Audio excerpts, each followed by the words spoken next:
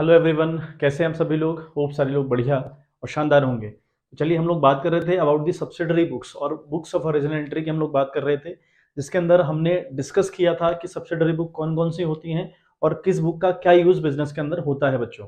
ठीक है, तो आज हम बात करने वाले हैं बुक्स ऑफ ओरिजिनल एंट्री यानी सब्सिडरी बुक्स और कैश बुक, यानी जो हमारी कैश बुक है उसके बारे में हम स्पेशली बुक करेंगे। बुक्स ऑफ ओरिजिनल एंट्री में अलग अलग टाइप की बुक्स होती हैं। मैंने आपको बताया था कि भाई टोटल मिलाकर 7 प्रकार की बुक हैं या 7 टाइप ऑफ बुक्स हमारे पास रहती हैं।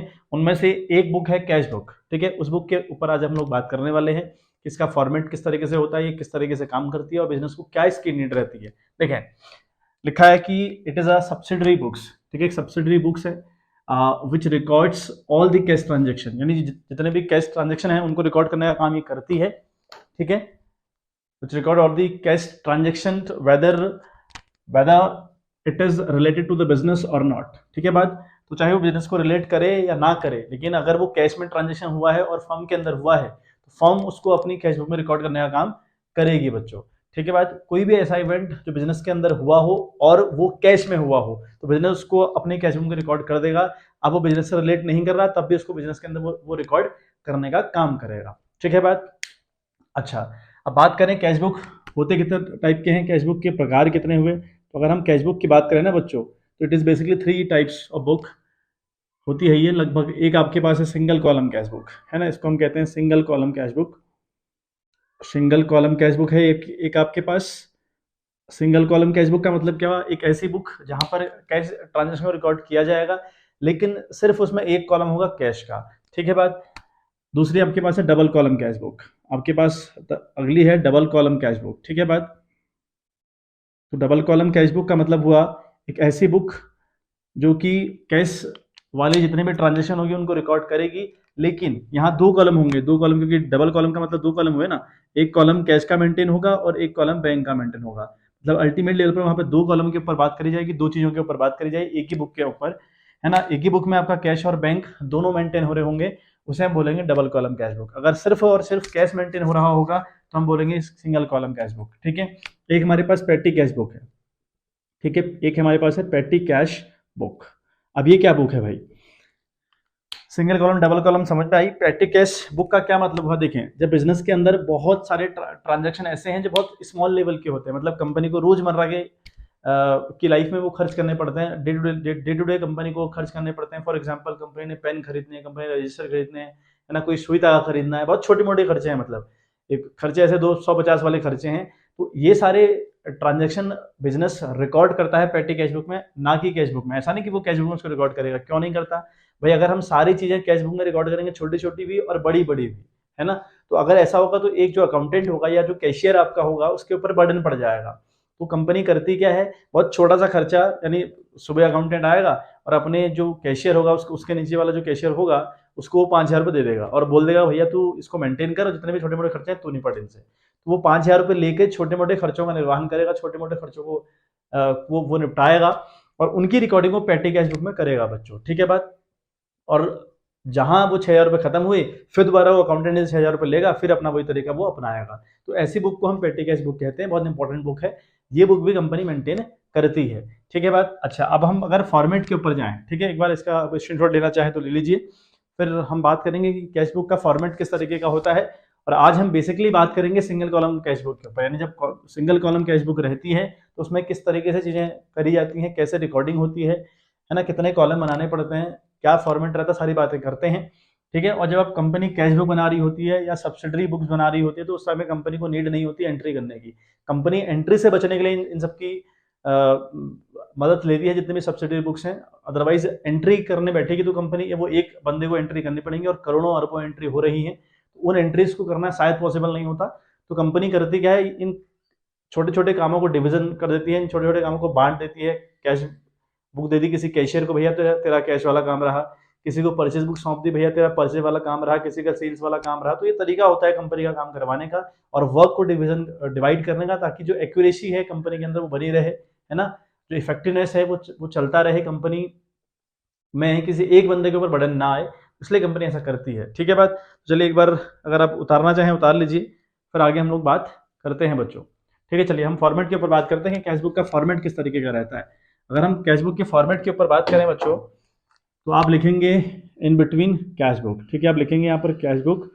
उसके बाद आपने रिकॉर्डिंग किस तरीके से करनी है, the first column will be of date, ठीक है, एक कॉलम बनेगा डेट का, अगला कॉलम बनेगा बच्चा पर्टिकुलर्स का, ठीक है, अगला कॉलम बनेगा पर्टिकुलर्स, अगला कॉलम पर्टिकुलर्स का बना, फिर एल एफ लिखें चाहे वी एफ लिखें, है ना, वी एन लिखें, मतलब वाउचर नंबर, यहाँ पे लेजर फॉलियोज पता ही है आपको, जब आप एंट्री करने बैठते हैं तो एल एफ का एक कॉलम बनाते हैं, लेजर फॉलियो कहते हैं उसको, तो एल एफ बना लीजिए, या वी डॉट एन ओ यानी नंबर लिख लीजिए, मतलब वी एन वी नंबर मतलब हुआ वाउचर नंबर, ऐसा भी आप कर सकते हैं, और एल एफ भी आप लिख सकते हैं, कोई दिक्कत परेशानी इस बात से बिल्कुल नहीं है बच्चों।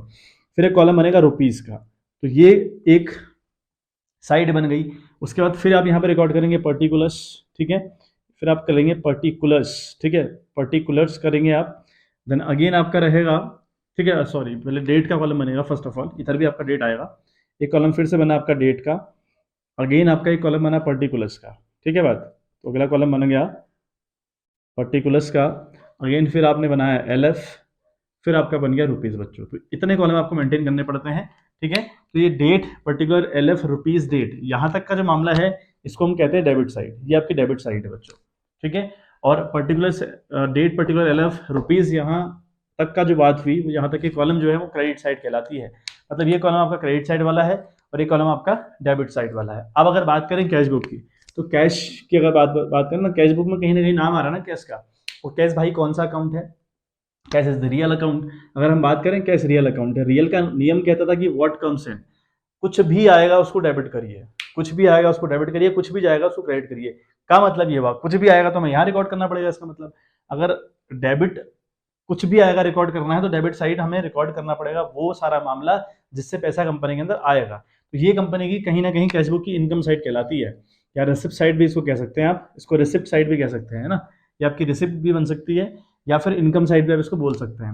और हमने सीखा था व्हाट गोज आउट, जो भी जाएगा उसे क्रेडिट करिए, ये रियल का नियम है, तो मैं रियल का ही नियम लगा रहा हूँ, तो फिर date particular L F rupees इतना ही पार्ट क्रेडिट साइड है, तो यानी जो एक्सपेंसेस रहेंगे, यानी जो एक्सपेंसेस आपके रहेंगे बच्चों उसको आप यहाँ रिकॉर्ड करेंगे, ठीक है बात, यानी इस वाली साइड में, यानी जो क्रेडिट साइड आपका है वहां पर आप एक्सपेंसेस रिकॉर्ड करने का काम करेंगे, और जो आपका डेबिट साइड है बच्चों वहां पर आप रिकॉर्ड करने का काम करेंगे इनकम को अपने, ठीक है। आप रिकॉर्डिंग करने का तरीका क्या रहेगा, जो भी आप यहाँ पर रिकॉर्ड करेंगे ना वहाँ वो करेंगे with the name of by, यानी जो भी रिकॉर्ड करने जाएंगे उसके नीचे उसके आगे सॉरी बाई लगाएंगे, और जो यहाँ आएगा उसके आगे आप टू लगाएंगे, यानी हम ऐसा भी कह सकते हैं कि जो डेबिट साइड है वो उसको टू साइड कहते हैं, और जो क्रेडिट साइड है उसको हम बाई साइड कहते हैं, ठीक है बात। तो ये कैशबुक अगर आप सीख गए ना बच्चों, कैशबुक सीखने के बाद एक चैप्टर आपका है लेजर के नाम से, तो लेजर भी आपको काफी हद तक आ जाएगा अगर आपको कैश बुक आ गई, ठीक है, मतलब वो फॉर्मेट कैश लेजर का यही रहता है, जो लेजर हमारे बनते हैं ना, परचेज अकाउंट, सेल्स अकाउंट, है ना, किसी डेटर का अकाउंट, बैंक अकाउंट, जितने भी अकाउंट्स हमारे बनते हैं अलग अलग मेंटेन जो होते हैं बच्चों, जिसको हम लेजर कहते हैं,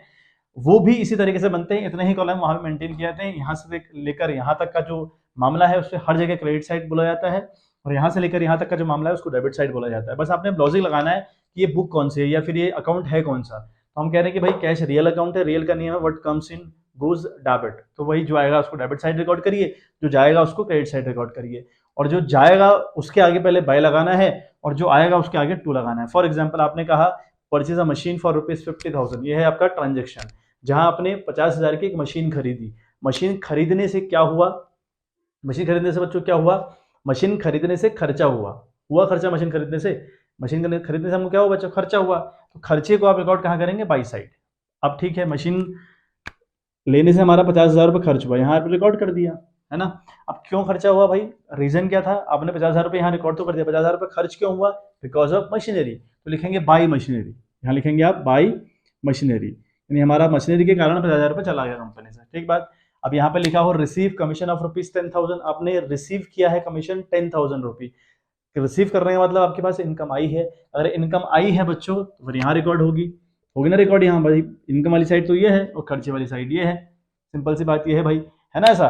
तो आपने क्या करा, यहाँ 10,000 रुपये रिकॉर्ड किए, आपके पास 10,000 रुपये आए, इसके बिहाइंड रीजन क्या था, बिकॉज ऑफ कमीशन, तो आप लिखेंगे टू कमीशन, यहाँ पे आप लिखेंगे बच्चों टू कमीशन, बहुत इजी मामला होता है बच्चों, बहुत सिंपल सी बातें रहती हैं, तो आपने टू कमीशन करके यहाँ रिकॉर्ड कर दिया, जो जाएगा उसको यहाँ रिकॉर्ड करे, जो आएगा यहाँ रिकॉर्ड करिए, और रीजन लिखिए 50,000 रुपये क्यों गया, मशीनरी के कारण, 10,000 रुपये क्यों आया, कमीशन के कारण, तो इस तरीके से आप रिकॉर्ड करते चलेंगे तो हमारी जो कैशबुक है वो मेंटेन हो जाएगी, और सिंगल कॉलम कैशबुक है क्योंकि यहाँ पर सिर्फ एक कॉलम मेंटेन किया गया विच इज कैश, सिर्फ यहाँ कैश की बात हो रही है। अगर कैश वाले कॉलम के बगल में एक बैंक का भी कॉलम में बना दूं दोनों साइड, चाहे वो यहाँ हो और यहाँ हो, है ना, जो रुपी वाला कॉलम है, अगर मैं उसके बगल में एक बैंक वाला कॉलम भी बना दूं दोनों साइड, तो फिर वो कहलाएगा डबल कॉलम कैश बुक। और डबल कॉलम कैश बुक वो बुक है जहां पर कैश और बैंक का हिसाब दोनों रखे जाते हैं बच्चों। ठीक है बात, एक बार अगर आप फॉर्मेट उतारना चाहें तो उतार लें, फिर हम लोग आगे बात करते हैं।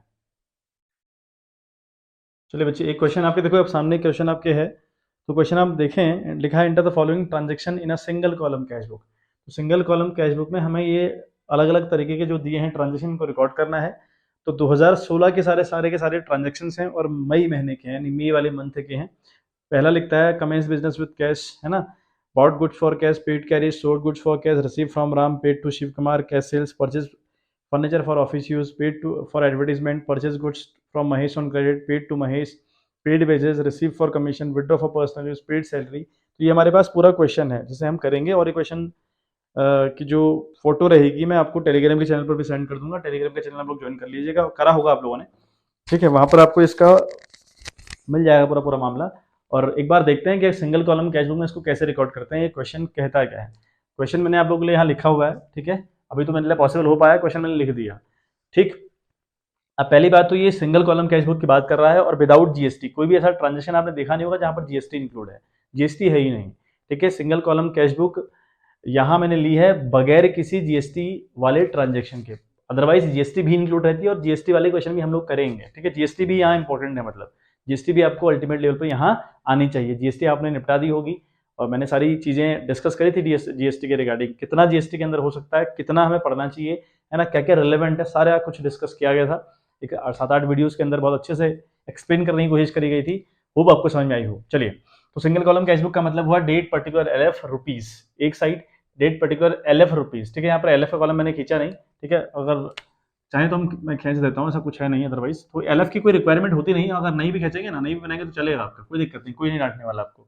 तो अब अल्टीमेट लेवल पर date particular LF rupees, date particular LF rupees, इतना मेरा साइड कहलाता है डेबिट। मैं आपको दोबारा से एक बार रिवाइज करवा दूं, ये वाला साइड डेबिट कहलाता है और ये वाला साइड आपका क्रेडिट कहलाता है, ठीक है। अब क्रेडिट का मतलब हुआ जो कैश बुक है ना वो रियल बुक है, वो रियल अकाउंट है, तो कैश का मतलब व्हाट कम्स इन, जो भी आएगा उसको डेबिट करिए, मतलब यहाँ करिए, यानी इसको हम कहते हैं इनकम साइड, है ना, ये हमारी इनकम साइड है बच्चों। यहाँ पर हम इनकम रिकॉर्ड करते हैं और इस साइड हम करेंगे एक्सपेंसेस रिकॉर्ड। और मोस्ट इंपॉर्टेंट थिंग, सिर्फ वही कैश बुक में बातें रिकॉर्ड होंगी जो कैश से रिलेटेड होंगी, यानी जिसमें कैश आया और गया होगा उन्हीं की हम बात करेंगे। कोई भी उधार वाला ट्रांजेक्शन, कोई भी क्रेडिट वाला ट्रांजेक्शन यहाँ रिकॉर्ड नहीं किया जाता, ठीक है। जो उधार होता है या जो हम क्रेडिट में खरीदते हैं उसकी रिकॉर्डिंग हम करते हैं बच्चे परचेज बुक में, ठीक है बात। और हम जो उधार बेचते हैं उसकी रिकॉर्डिंग हम सेल्स बुक में करते हैं, ठीक है।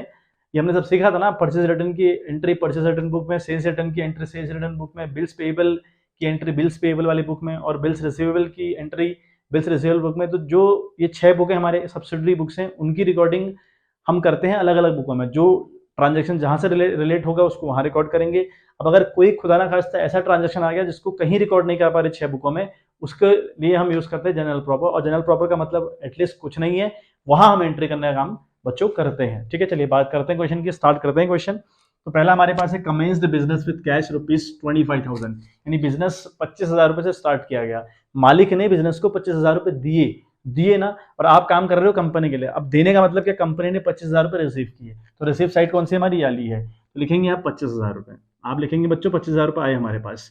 अभी सारे के सारे जो ट्रांजेक्शन है वो रिकॉर्ड हो रहे हैं 2016 में, ये अब रिकॉर्डिंग बहुत इंपॉर्टेंट है, कर लें, यहाँ लिख लें 2016, ठीक है। और अब लिखें मई कौन सा है ना भाई, पहली बात है मई 1 की, तो पहली बात है मई 1 की, तो सारे यहाँ पर आप लिख लें मई 1 को हो रहा है, ठीक है, ये मई 1 की बात है। या फिर आप ऊपर से मई लिख लें एक बारी, है ना, एक बारी आप मई लिख लें यहाँ पे, जैसे मैंने यहाँ डेट लिखी तो आप अपने यहाँ मई लिख लें एक बार, फिर 1, 2, 3 जो भी आपका आएगा वो लिखते रहे आप लोग, कोई बहुत बड़ा इशू है नहीं अब, ठीक है। तो मैं यहाँ मई लिख दे रहा हूँ और जो भी रिकॉर्डिंग हमारी रहेगी आप 1, 2, 3, 4, 5 करते रहेंगे हम लोग।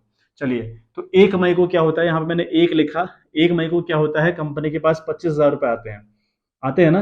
अगर कमेंस बिजनेस किया गया, कमेंस का मतलब है स्टार्ट करना, बिजनेस को अगर स्टार्ट किया गया विथ ₹25,000, तो कंपनी के भाई कंपनी के पास कहीं ना कहीं 25,000 रुपए आए हैं, और कंपनी पैसे के आने की रिकॉर्डिंग यहाँ करेगी इस वाली साइड। अभी 25,000 रुपए किस नाम से आए हैं, क्या कहते हैं, बिजनेस स्टार्ट करने वाले पैसे को, या अगर मालिक बिजनेस के अंदर पैसा लगाए उसे हम कहते हैं कैपिटल। तो ये 25,000 रुपये हमारी क्या है बच्चों, कैपिटल। तो यहाँ जो रिकॉर्डिंग आप करेंगे टू के नाम से करेंगे, बहुत इंपॉर्टेंट बात, टू के नाम से करेंगे। तो यहाँ पे क्या हुआ, टू कैपिटल अकाउंट, ये आपका क्या है बच्चों, टू कैपिटल अकाउंट।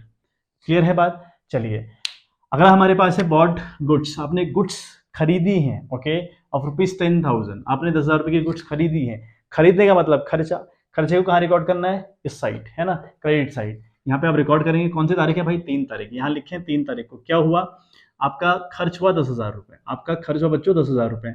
अब किस वजह से खर्चा हुआ, ये खर्चा हुआ बॉट गुड्स यानी गुड्स की वजह से, यानी परचेज करने की वजह से। तो क्या लिखेंगे आप लोग, यहाँ जो भी आप रिकॉर्ड करेंगे ना इस साइड रिकॉर्ड करेंगे बाई करके, तो लिखेंगे बाई परचेस, ये खर्चा हमारा हुआ परचेस के कारण, तो लिखेंगे बाई परचेस। ठीक है, बाई परचेस अकाउंट भी कई बार लोग लिख देते हैं, तो टू कैपिटल अकाउंट मैंने जैसे यहाँ पे लिखा ना टू कैपिटल, अगर आप टू कैपिटल भी लिखते तब भी चलता, मैंने यहाँ बाई परचेस लिखा तब भी चल रहा है, बाई परचेस अकाउंट यानी A/C भी लिख दूंगा तब भी चलेगा। ठीक है, उससे घबराना नहीं है, उस बात से माइंड नहीं करना चीजों को। अच्छा, फिर मेथड है पेड कैरिज, कैरिज का मतलब भाड़ा हुआ, आपने भाड़ा पे किया, फिर आपका खर्चा आया 200 रुपये का, आया 200 रुपये खर्चा, तो 200 रुपये यहाँ रिकॉर्ड करेंगे, किस नाम से खर्चा आया, कैरिज के नाम से, तो क्या लिखेंगे, बाई कैरिज। ठीक है, लिखेंगे आप बाई कैरिज, तो बाई कैरिज अकाउंट भी लिख सकते हैं, और यहाँ पे तारीख है 3 आपकी, यानी 3 मई को ये कहानी होती है।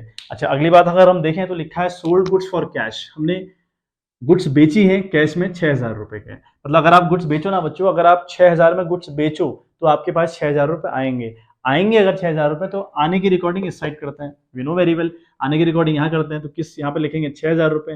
अभी 6,000 रुपये क्यों आए, बिकॉज ऑफ सेल्स आए, तो लिखेंगे टू सेल्स। ठीक है, लिखेंगे हम लोग टू सेल्स। तारीख क्या थी उस दिन, तारीख थी आपकी 4, तो यहाँ पर आप 4 लिख लें डेट में। ठीक है बात। चलिए अगली बात हम देखें, लिखा है रिसीव फ्रॉम राम, हमने राम से 1,000 रुपये रिसीव किए, हमने राम से 1,000 रुपये रिसीव किए, रिसीव करने का मतलब इनकम, इनकम को यहाँ रिकॉर्ड करना है, तो लिखेंगे 1,000, यहाँ लिखें 1,000। इसका रीजन क्या है, रीजन क्या है, इसका रीजन है राम, टू राम अकाउंट। ठीक है, या फिर टू राम भी लिखेंगे चलेगा बच्चों। ठीक है, तो अकाउंट से घबराए नहीं है, वो बात मैंने कहीं पर अकाउंट लिखा है कहीं पर नहीं लिखा, तो उससे परेशान नहीं होना है। आप बाई कैरिज अकाउंट लिख सकते हैं, नहीं भी लिखें तब भी चलेगा, बाई परचेज अकाउंट लिख सकते हैं, अगर कर रहे हैं तो ठीक है, नहीं कर रहे तो कोई दिक्कत नहीं है। चलिए अगला हमारे पास है paid to Shiv Kumar of ₹2,600, हमने शिव कुमार को पेमेंट करी, कितने की, 2,600 रुपये की। अब अगर शिव कुमार को 2,600 की पेमेंट हुई होगी तो भाई खर्चा हुआ होगा, खर्चे को रिकॉर्ड कहाँ करते हैं आप, इस साइड है ना, यानी बाई वाली साइड में रिकॉर्ड करते हैं, इसको हम बाई साइड कहते हैं और इसको हम टू साइड भी के नाम से भी जानते हैं बच्चों। ठीक है, तो 2,600 का हमने खर्च किया। अब इस खर्चे के पीछे रीजन क्या था, शिव कुमार था, तो लिखेंगे भाई शिव कुमार। ये कौन था खर्चे का रीजन, भाई शिव कुमार, हम लिख देंगे शिव कुमार भाई इसका रीजन रहा। अच्छा, डेट क्या थी उस दिन, 12। क्लियर है बात। चलिए अगली बात देखते हैं, अगेन लिखा है कैश सेल, फिर आपने कैश सेल करी 8,400 रुपये की, मतलब आपने फिर से सेल करी और आपके पास फिर से 8,400 रुपये आए हैं। अब अगर आए हैं तो इसको रिकॉर्डिंग आप यहाँ करेंगे, 8,400 की रिकॉर्डिंग आप यहाँ करेंगे। इसका रीजन क्या है बच्चों, इसका रीजन टू सेल्स है। ठीक है, इसका रीजन क्या है, टू सेल्स है ना, ये हमने कर दिया। ठीक है बात। अच्छा, डेट क्या थे, डेट हम देख लें, डेट हमारे पास थी 15, उस दिन की डेट हमारी है बच्चों 15। ठीक है बात। चलिए अगली बात हम समझते हैं, 18 तारीख वाली बात हम समझते हैं। लिखा है परचेज फर्नीचर, अच्छा फर्नीचर हमने खरीदा है for the office use of ₹5,000, हमने 5,000 रुपये का खरीदा फर्नीचर, है ना, हमने 5,000 का खरीदा फर्नीचर। फर्नीचर खरीदने से खर्चा होगा ना, खर्चे की रिकॉर्डिंग बाई साइड। ठीक है, कितना खर्चा हुआ बच्चा, खर्चा हुआ 5,000 रुपये। अच्छा, किस नाम से खर्चा हुआ, फर्नीचर के कारण, या है ना, रीजन क्या था उसका रीजन था खर्चा होने का फर्नीचर, तो लिखेंगे बाई फर्नीचर। डेट क्या थी बच्चों, डेट थी आपकी 18, ये रिकॉर्ड कर लिया, समझ में आ रही बात। अच्छा, फिर लिखें पेड फॉर एडवर्टीजमेंट, आपने एडवर्टीजमेंट के लिए 500 रुपये खर्च किए हैं, है ना, पेड फॉर एडवर्टीजमेंट का मतलब हुआ आपने 500 रुपये खर्च किए फॉर द एडवर्टीजमेंट। तो अगर 500 रुपये खर्च किए तो यहाँ रिकॉर्ड करेंगे, 500 रुपये खर्च होने का रीजन क्या था, बाई एडवर्टीजमेंट। ठीक है, लिखेंगे बाई एडवर्टाइजमेंट, आप लिख देंगे। ठीक है, बाई एडवर्टाइजमेंट आप लोग लिखें। ठीक है, ये आएगा नहीं यहाँ पे, एडवर्टाइजमेंट करके आप लिखेंगे 500 रुपये। और ये एलएफ का कोई यूज नहीं है, एलएफ का कुछ रूल नहीं होता, मतलब टेल लाइफ में यूज है, अभी आपके लिए यूज नहीं है, तो आप फिलहाल एलएफ का कॉलम ना भी बनाए तब भी चलेगा, बना रहे तो कोई दिक्कत नहीं है। ठीक है, चलिए अगली हम बात करते हैं, लिखा है परचेज गुड्स, आपने गुड्स खरीदी from Mahesh, okay, on credit, यानी देखो तो बहुत इंपॉर्टेंट लाइन है, हमने महेश से गुड्स खरीदी हैं उधार में, उधार की रिकॉर्डिंग कैश बुक के अंदर नहीं कर सकते बच्चों। ठीक है, ये कैसी बुक है, this is the book which is only recording cash transactions. तो यहाँ परचेस करा तो है ठीक है, बट उधारी में परचेज आपने किया है, तो उस उधारी वाले मामले को आप यहाँ रिकॉर्ड नहीं कर सकते। ठीक है, चलिए अगली बात समझते हैं, लिखा है पेड टू महेश ऑफ ₹4,000, आपने महेश को 4,000 रुपए पे किए। अब अगर महेश को 4,000 रुपए पे किए तो खर्चा हुआ कंपनी का, कंपनी अपने खर्चे बाई साइड रिकॉर्ड करती है। अब यहाँ पे 4,000 रुपए क्यों खर्च हुआ, क्या रीजन था 4,000 रुपए खर्च होने का, तो लिखेंगे इसका रीजन था महेश, तो लिखेंगे बाई महेश। ठीक है, यहाँ पे आप लिखेंगे बाई महेश, महेश के कारण ही खर्चा हुआ। अच्छा, डेट क्या थी महेश वाले में, वहाँ पे थी पेड टू महेश, यहाँ पे 24 थी, और एडवर्टीजमेंट में डेट नहीं लिखी है, एडवर्टीजमेंट में हमारी डेट थी बच्चों 20, तो 20 तारीख थी एडवर्टीजमेंट की और 24 तारीख थी महेश को देने की। अच्छा, फिर बात करते हैं, लिखा है पेड वेजेस, हमने वेजेस पे किया 400 रुपए, वेजेस पे करना भाई खर्चा, और खर्चे की रिकॉर्डिंग कंपनी बाई साइड करती है, तो लिखेंगे 400 रुपए। क्या रीजन था, अगेन रीजन था वेजेस, तो लिखेंगे बाई वेजेस। ठीक है, डेट आपकी है बच्चों 24, अगेन आपकी 24, अच्छा 24 नहीं 25 है डेट आपकी, 25 आपकी डेट हो गई। चलिए, अगला हमारे पास है रिसीव कमीशन ऑफ ₹1500, हमने 1500 रुपए का कमीशन रिसीव किया। रिसीव करना मतलब इनकम, रिसीव करना मतलब इनकम, और इनकम को टू साइड 1500 रुपए। ये 1500 पाने के रीजन क्या है, लिखेंगे आप टू कमीशन। इसका रीजन क्या है बच्चों, इसका रीजन है बच्चों कमीशन, है ना, कमीशन रीजन इसका, तो कमीशन लिखा। अब डेट क्या है कमीशन वाले में, हम देखें 27 तारीख की बात हो रही है, तो लिखेंगे 27। चलिए, अगली हम बात करते हैं, अगला लिखा है विड्रॉ कैश, कैश विड्रॉ किया गया for the personal use of ₹2200, यानी कंपनी के वहां से 2,200 रुपए गए हैं बच्चों, गए हैं तो बाई साइड रिकॉर्डिंग होगी, लिखेंगे आप 2,200 रुपए।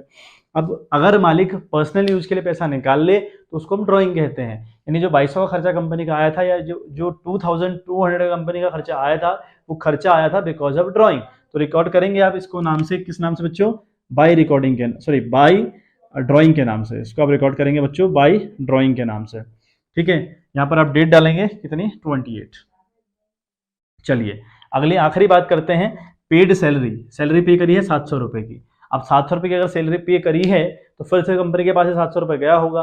अगर 700 रुपए कंपनी के पास से गया है तो कंपनी जाने की एंट्री कहाँ करती है, बाई साइड, तो लिखेगी कंपनी 700 रुपए यहाँ पे, है ना। इस 700 रुपए जाने का रीजन क्या है बच्चों, सैलरी है रीजन, तो लिखेंगे बाई सैलरी। क्या लिखेंगे बच्चों आप, बाई सैलरी। ठीक है बात। चलिए, डेट क्या है हमारे पास, 31 की डेट है हमारे पास। ठीक है, तो सिंपल से सारी रिकॉर्डिंग हमारी हो गई, जितनी भी खर्चे थे रिकॉर्ड किए बाई साइड, जितनी इनकम थी उसको टू साइड रिकॉर्ड कर दिया, हमारा सारा काम हो गया बच्चों। ठीक है, एक बार आप थोड़ा देर समझ लें, 2 मिनट, फिर हम लोग आगे की कहानी में आपको बताता हूँ कि आगे इसमें क्या करना पड़ता है और क्या ये आगे की कहानी में क्या इंपॉर्टेंट है। ठीक है बात। चलिए बच्चों, तो अब हमारा आखिरी काम देखो क्या रहता है, आखिरी काम हमारा क्या रहता है वो मैं आपको समझा दूं। यहाँ पर आपको टोटलिंग करनी पड़ती है बच्चों। ठीक है, यहाँ पर आपको क्या करनी पड़ती है, टोटलिंग करनी पड़ती है। अच्छा देखें, टोटलिंग करते वक्त क्या बात है आप ध्यान रखेंगे, ये भाई आपकी कैश बुक है, ये कंपनी की कैश बुक है। जरा सोच के देखो, कोई भी ऐसा ह्यूमन बीइंग एटलीस्ट आपको नहीं मिलेगा, कंपनी तो छोड़िए आप, बहुत दूर की बात है, कोई भी ऐसा ह्यूमन बीइंग नहीं मिलेगा जो आपकी अपनी इनकम से ज़्यादा खर्च करता होगा।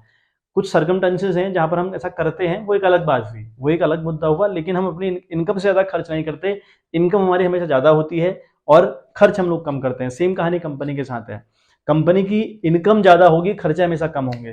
कंपनी की खर्चे वाली साइड बाई है और इनकम वाली साइड टू है। ठीक है, तो ये कन्फर्म होगा, ये तय होगा कि ये वाला मामला हमेशा ज़्यादा आएगा। जब इसको आप एडिशन करेंगे ना, ये वाला मामला आपका ज़्यादा आएगा। 25,000 प्लस 6,000 प्लस 1,000 प्लस 8,400 प्लस 1,500, अगर आप करें, इतनी आपकी इनकम हुई थी, तो आपकी इनकम थी बच्चे 41,900। इसको आप ऐड करके देख लें, आपका आ रहा है 41,900। इसको यहाँ पे लिखेंगे और डबल मार्क करेंगे नीचे से। आप डबल मार्क करेंगे का मतलब हुआ अकाउंट क्लोज हो गया है, अकाउंट फुल स्टॉप हो गया। जैसे हम लिखने के बाद फुल स्टॉप लगाते हैं ना, हिंदी में हम 4 विराम यूज करते हैं, इंग्लिश में हम फुल स्टॉप यूज करते हैं, तो वही अकाउंट्स के अंदर हम कोई फिगर लिखेंगे, उसके नीचे डबल क्रॉस अगर कर देंगे, डबल लाइन मार देंगे, तो इसका ये मतलब हुआ कि अकाउंट यहाँ पर क्लोज होता है, इससे आगे की कहानी अब नहीं है। ठीक है बात। चलिए, तो मैंने कहा इनकम वाली साइड हमेशा बड़ी होगी, तो जब भी आप कैश बुक मेंटेन कर रहे हो, मैं ये सिर्फ रूल बता रहा हूँ सिर्फ और सिर्फ कैश बुक के लिए, मैं ये रूल सिर्फ बता रहा हूँ आपको कैश बुक के लिए, तो आपने हमेशा ये 2 वाला साइड ऐड कर देना है। 41,900 आपका आया, इसी सम को आप यहाँ पर रिपीट करेंगे 41,900। ये अकाउंटिंग का नियम है कि दोनों साइड यानी बाई वाली साइड और टू वाली साइड आपका जो फिगर होना चाहिए टोटलिंग के दौरान वो बिल्कुल इक्वल होना चाहिए, अलग अलग नहीं होना चाहिए। अच्छा, अब आप देखें, ये 41,900 आपकी इनकम थी, उस इनकम के दौरान आपके ये खर्चे आए 10,000 plus 10,000 plus 200 plus 2600 plus 5,000 plus 500 plus 4,000 plus 400 plus और 2200 और प्लस 700, ये आपके कंपनी के खर्चे हैं। तो ये खर्चे भी आप कहीं रफ में ऐड करें,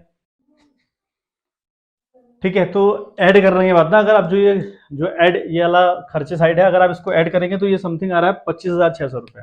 ये ऐड करके आ रहा है 25,600 रुपये। ठीक है, रफ में आपको ऐड करना पड़ेगा, अब यहाँ पे इसको ऐड नहीं कर सकते।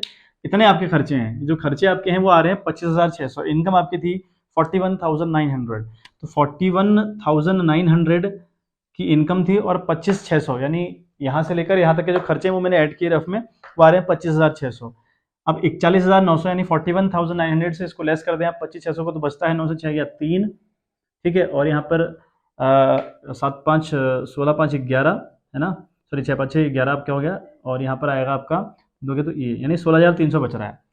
तो 16,300 आपके पास अभी भी बचा हुआ है, 16,300 आपके पास बचा। अब जो बचा हुआ फिगर आता है ना जो आपका, उसको आप यहाँ पे लिखते हैं, उसको आप यहाँ पे लिखते हैं। जब बचा हुआ फिगर आप यहाँ पे लिखेंगे ना, तभी इन सबको ऐड करेंगे तो यही फिगर आएगा 41,900, तभी जाकर आएगा जब बचा हुआ जो अमाउंट है, जो बची हुई इनकम आपकी है, उसको आप बाई साइड लिख देंगे। अब यहाँ लिखेंगे किस नाम से भाई, बहुत इंपॉर्टेंट कॉन्सेप्ट हुआ यहाँ पे, आप इसको लिखेंगे बाई बैलेंस। ठीक है, बाई बैलेंस, सीडी हम इसको कहते हैं। सीडी का मतलब होता है कैरिड डाउन, या फिर हम बोल रहे हैं क्लोजिंग बैलेंस, मतलब हमारे पास कैश फिलहाल बचा है 16,300 रुपए। पूरी इनकम जनरेट करी 41,900 की, इनकम से जो खर्चे थे कितने आ रहे थे, वो खर्चे 25,600। अब जो बचा ना 16,300 का फिगर, वो अब यहाँ बाई साइड रिपीट करेंगे with the name by balance, CD के नाम से। सीडी का मतलब है क्लोजिंग बैलेंस, इतना समझे आप फिलहाल, ये हुआ आपका क्लोजिंग बैलेंस। ठीक है बात, ये क्या हुआ बच्चों आपका क्लोजिंग बैलेंस। तो इस तरीके से आपका अकाउंट मेंटेन होता है। ठीक है, मैं इसको प्रॉपर कर दे रहा हूँ, जो प्रॉपर तरीका हुआ ये आपका प्रॉपर तरीका है। इसमें फिर आपको इसको क्लोज कर देंगे इस तरीके से, पूरी कंप्लीट लाइन देंगे इस तरीके से, तो आपका अकाउंट यहाँ पर क्लोज हुआ है। ठीक है बात, ऐसे एक लाइन आप यहाँ मारेंगे। ठीक है, मैं इसे ब्लैक से करता हूँ ताकि आपको साफ विजिबल रहे मामला। तो पूरा प्रॉपर तरीके से एग्जाम में आपने क्वेश्चन लिखने हैं बच्चों को, बहुत ध्यान रखिएगा। इस तरीके से आप इसको क्लोज करेंगे बोथ साइड। ठीक है, इस तरीके से क्लोज हो जाएगा अकाउंट। तो ये आपका तरीका हुआ कैश बुक बनाने का। होप आपको समझ में आया हो मामला पूरा पूरा। ठीक है, एक बार आप स्क्रीनशॉट ले लें, मैं थोड़ी देर के लिए हट जा रहा हूँ, आप स्क्रीनशॉट ले लें। और बहुत इजी था मामला, कुछ था नहीं इस पूरी कैश बुक में। होप आपको समझ में आया हो, अच्छा लगा हो। वीडियो देखने के बाद थोड़ा सा क्लेरिफाई होती है ना चीज़ें, थोड़ा सा क्लियरनेस आती है माइंड के अंदर, बहुत अच्छा लगता है। तो आपको फीलिंग आई हो। चलिए, तो आज के लिए इतना ही बच्चों, मिलते हैं आपसे इन नेक्स्ट वीडियो, तब तक के लिए bye bye, have a good day.